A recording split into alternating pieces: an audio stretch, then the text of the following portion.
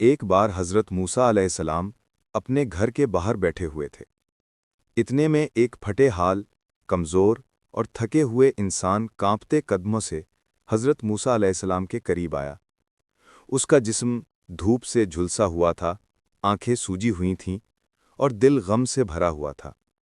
آتے ہی وہ زمین پر گر پڑا اور روتے ہوئے عرض کرنے لگا، اے اللہ کے نبی حضرت موسیٰ علیہ السلام، میں بہت غریب ہوں، دن رات محنت کرتا ہوں، مگر کبھی پیٹ بھر کر کھانا نصیب نہیں ہوا۔ اگر میری روزی پہلے سے مقرر ہے تو اللہ سے کہیے کہ میری پوری زندگی کی روزی ایک ہی دن میں عطا فرما دے، تاکہ کم از کم ایک دن تو چین سے جی لوں۔ حضرت موسیٰ علیہ السلام نے اس کی بات سنی اور نرمی سے سر ہلایا۔ پھر طور پہاڑ کی طرف روانہ ہوئے، جہاں آپ کا اللہ تعالیٰ سے ہم کلام ہونا ہوتا تھا۔ وہاں جا کر عرض کی، اے میرے رب، تیرا ایک بندہ ہے جو ٹوٹا ہوا اور تھکا ہوا ہے۔ وہ یہ درخواست کر رہا ہے کہ اسے اس کی پوری عمر کی روزی ایک ہی دن میں عطا فرما دے۔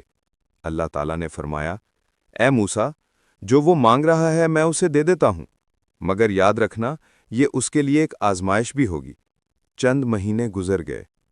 جب حضرت موسیٰ علیہ السلام دوبارہ اسی علاقے سے گزرے تو ایک حیرت انگیز منظر دیکھا۔ وہی انسان جو کبھی فقیری کی زندگی گزار رہا تھا، اب دولت مند بن چکا تھا۔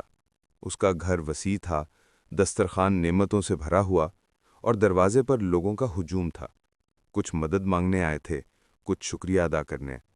حضرت موسیٰ علیہ السلام نے اللہ سے عرض کی، اے میرے رب، تو نے تو فرمایا تھا کہ میں اس کی پوری عمر کی روزی ایک ہی دن میں دے دوں گا، تو یہ رحمت اور برکت اب بھی کیوں جاری ہے؟ اللہ تعالیٰ نے فرمایا، اے موسیٰ، جب میں نے اسے دولت دی تو اس نے اس میں سے صرف ایک دن کا حصہ اپنے لیے رکھا اور باقی سب میری مخلوق میں بانٹ دیا۔ اس نے بھوکوں کو کھلایا، یتیموں کو گلے سے لگایا، مسافروں کو پناہ دی۔ اب وہ میرا بن گیا ہے اور میں اس کا۔ وہ دیتا ہے اور میں اسے لوٹا دیتا ہوں۔